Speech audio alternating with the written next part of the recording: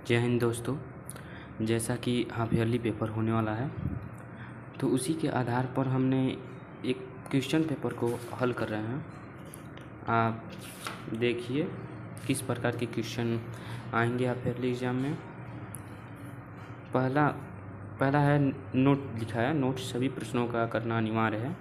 आप सभी प्रश्नों को कर आएंगे। बहुविकल्पी प्रश्न है।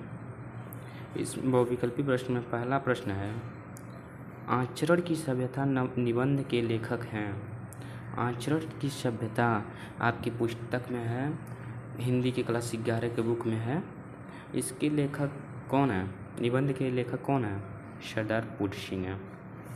हिंदी के प्रथम कवि माने जाते हैं। हिंदी के प्रथम कवि किसको माना जाता है? तो शरहप्पा को माना जाता है, शरहप्पा को। आलोचना सम्राट कहा जाता है। आलोचना सम्राट आचार्य रामचंद्र शुक्ल को कहा जाता है। सरस्वती पत्रिका के संपादक हैं। सरस्वती पत्रिका के संपादक, सरस्वती पत्रिका का संपादक महावीर प्रसाद द्विवेदी जी किए हैं। हिंदी का प्रथम नाटक माना जाता है अंधेरी नगरी, सुदामा चरित्र, एक घूंट नहुष। तो इसका सही उत्तर है नहुष।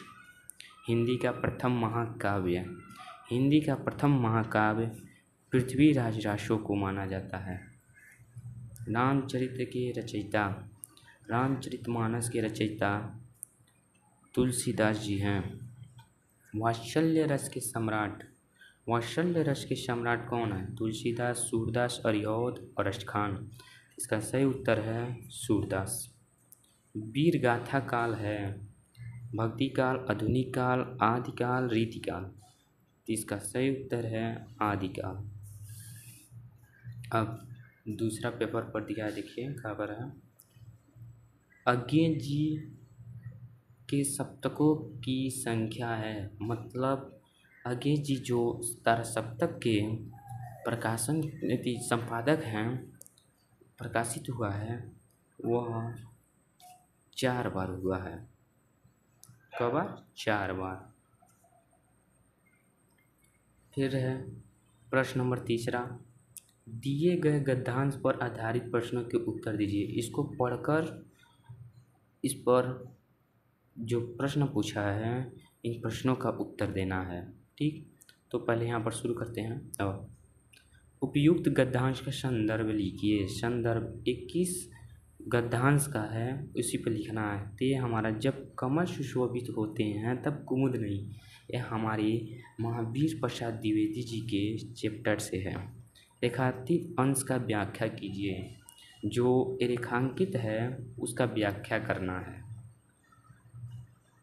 रेखांकित अंश का व्याख्या करना है। जो इस जितना रेखांकित है बस उसी का व्याख्या करना है। उसके बाद कह रहा है कमल और कुमुद कब समानता को प्राप्त करते हैं, इसको लिखना है। फिर कमल और कुमुद क्यों अलग अलग शोभित होते हैं, इसका उत्तर देना है। फिर कह रहा है गद्य खंड के लेखक का नाम लिखिए। इस गद्य खंड के लेखक का नाम क्या है? तब होगा महावीर प्रसाद द्विवेदी।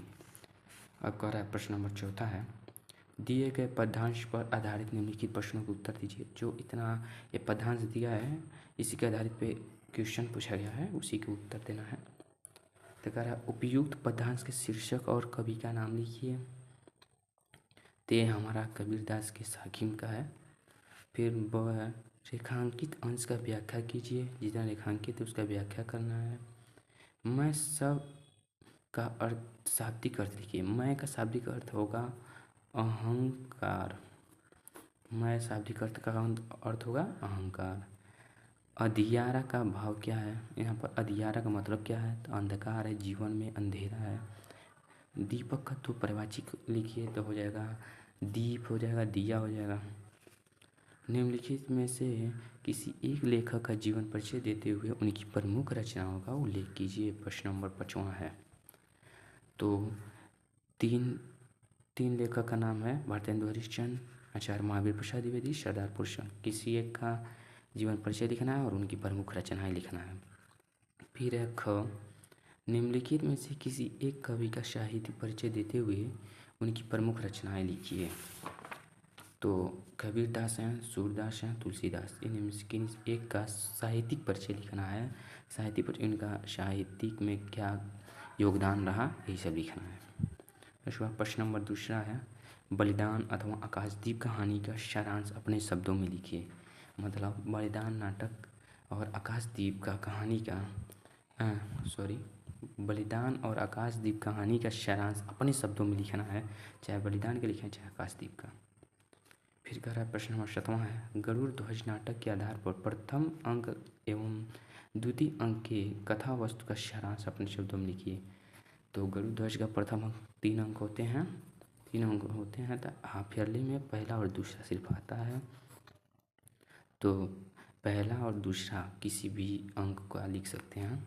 फिर प्रश्न नंबर 8वां है, दिए गए संस्कृत गद्यांश का संदर्भ हिंदी में अनुवाद कीजिए। जो इस संदर्भ दिया है इतना, इसको अनुवाद करना है। तो है, भारतवर्ष उत्तर प्रदेश राज्य प्रयागस्थ विशिष्ट स्थानमस्ति। मतलब इसका सबका हिंदी में अनुवाद करना है। यह आपके प्रयागराज के चैप्टर से है, उसी का अनुवाद करना है हिंदी में। फिर है ख, दिए गए श्लोक का संदर्भ हिंदी में अनुवाद कीजिए। संदर्भ लिखना है और अनुवाद करना है। अभिवादन शिल्य नित्य विद्योपश्यवीन, मतलब एक किस पाठ का है, तो सदा चारों उपदेशों का है। तो इसका आप संदर्भ लिख देंगे कि हमारे पाठ्य पुस्तक हिंदी खंड के संस्कृत खंड के तृतीय पाठ सदाचारों उपदेशों से है, अवतरित है। अब इसका अनुवाद कर देंगे। फिर का प्रश्न नंबर 9 है, निम्नलिखित मुहावरों और लुकोतियों में से किसी एक का अर्थ लिखकर वाक्य प्रयोग करें। तो ये 3 ठो है, किसी एक का भी लिख सकते हैं। हाथ मलना का, जैसे कि हाथ मलना, पश्चाताप करना, इसका भी लिख सकते हैं। एक अनार 100 बीमार, चिराग तले अंधेरा। फिर है प्रश्न नंबर 10वां, निम्नलिखित गद्यांश को ध्यानपूर्वक पढ़कर पूछे गए प्रश्नों को उत्तर दीजिए। इसको पूरा यहाँ से यहाँ तक पढ़ना है। उसके बाद जो 3 प्रश्न दिया है उसको उत्तर देना है। फिर कह रहा है, जीवन के लिए कौन सा साधन महत्वपूर्ण बताए गए हैं। तो इसी में पढ़ना, देखिए इसका उत्तर कहाँ है, पढ़कर आप दे सकते हैं। फिर है, उपयुक्त गद्यांश का शीर्षक निर्धारित कीजिए। शीर्षक का नाम किस पाठ का है, कैसे पता करेंगे। तो जो सबसे अधिक बार प्रयोग होता है, जो शब्द अधिक प्रयोग किया जाता है, वही शीर्षक का नाम होता है। देखिए, उन्नति, उन्नत, अवनति, मतलब ये सब यही पर ज़्यादा आधारित है। तो ये हमारा भारत उन्नति से पाठ हो जाएगा, भारतवर्षों की उन्नति इस चैप्टर से हो जाएगा। फिर भारत में नारी का महत्वपूर्ण स्थान किस काल में था। तो वैदिक युग में, वैदिक काल में नारी का महत्वपूर्ण स्थान था। फिर है प्रश्न नंबर 11वां, निम्नलिखित शब्द युग्मों का सही अर्थ चयन करें। पुरुष और परुष दिया है, पुरुष और परुष का क्या होगा। क, आदमी और कठोर, नर और नारी, पुरुष और पैसा, आदमी और फरसा। तो होगा क, आदमी और कठोर। पुरुष का मतलब आदमी और परुष का मतलब कठोर। दूसरा है जलज और जलद। तो जलज में कमल होता है और जलद में बादल, तो इसका सही उत्तर हो जाएगा। फिर ख है, निम्नलिखित शब्दों में से किसी एक शब्दों के 2 अर्थ लिखिए। किन्हीं एक शब्द का 2 अर्थ लिखना है। तो कर का हो जाएगा हाथ, या कर्मी, कर लेना मतलब उधार। फिर है, निम्नलिखित वाक्यांशों के लिए एक शब्द का चयन करके लिखिए। जिसकी सीमा न हो, असीम, जिसकी सीमा न हो उसे असीम कहते हैं। जिसके समान दूसरा न हो, अद्वितीय, यूनिक, अनोखा, अद्वितीय। निम्नलिखित में से किसी 2 वाक्यों को शुद्ध कर कीजिए। ये 4 ठो है, 2 तो शुद्ध करना है, शुद्ध करने को आ सकता है। तो जैसे लिखा है, मेरे को विद्यालय जाना है, सही नहीं लग रहा है, तो हो जाए मुझको विद्यालय जाना है। मेरे को अभी जाना है, तो हो जाएगा मुझे अभी जाना है। फिर करा प्रश्न नंबर 12 का वीर रस अथवा हास्य रस के अस्थायी भाव के साथ उसकी परिभाषा उदाहरण सहित लिखिए। वीर रस या हास्य रस, किसी का अस्थायी भाव लिखना है और उसका उदाहरण लिख सकते हैं, तो आप वीर रस का लिख सकते हैं उत्साह अस्थायी भाव, और उसका उदाहरण है झांसी वाली रानी का लिख सकते हैं।